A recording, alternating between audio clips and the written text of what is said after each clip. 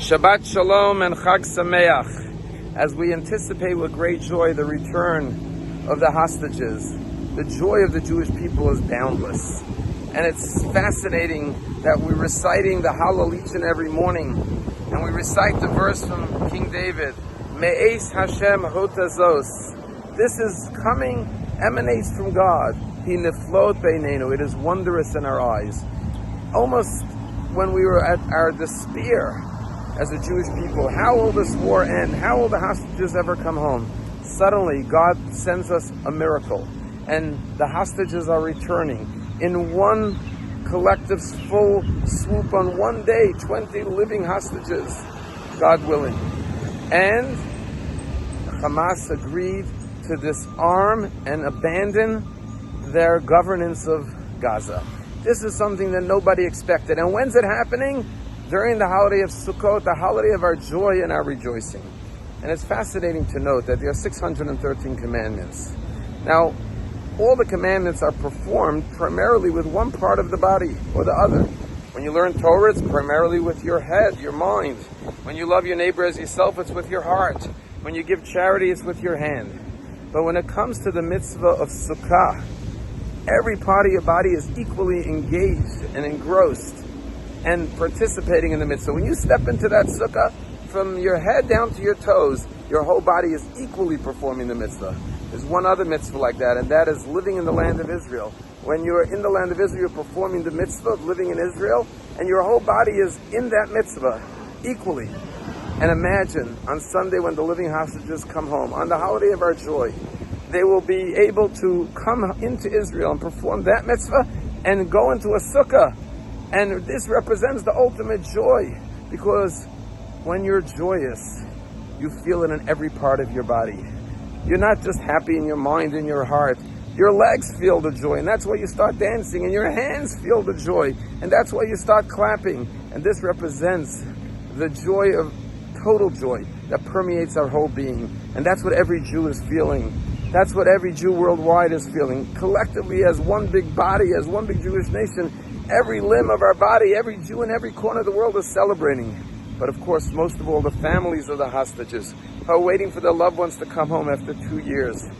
And imagine the hostages who most probably were told by now that they're going home, that this is their last Shabbat in Gaza, how happy they are and looking forward to coming home. What a gift from God.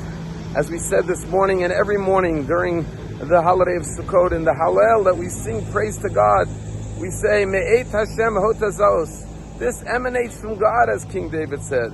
He niflot beinenu. It's wondrous in our eyes.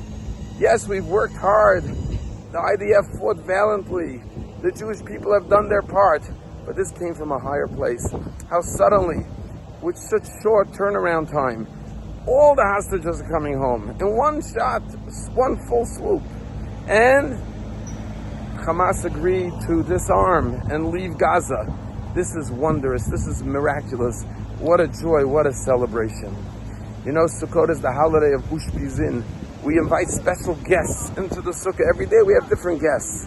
Oh, this year we have the greatest guests of all, the 20 surviving hostages who will come home, God willing. What greater Ushpizin could we ask for? We go back to Abraham, Isaac, Jacob. Everyone's a different tzaddik, another righteous person from thousands of years ago. King David, they visit our sukkah, but we're getting living hostages.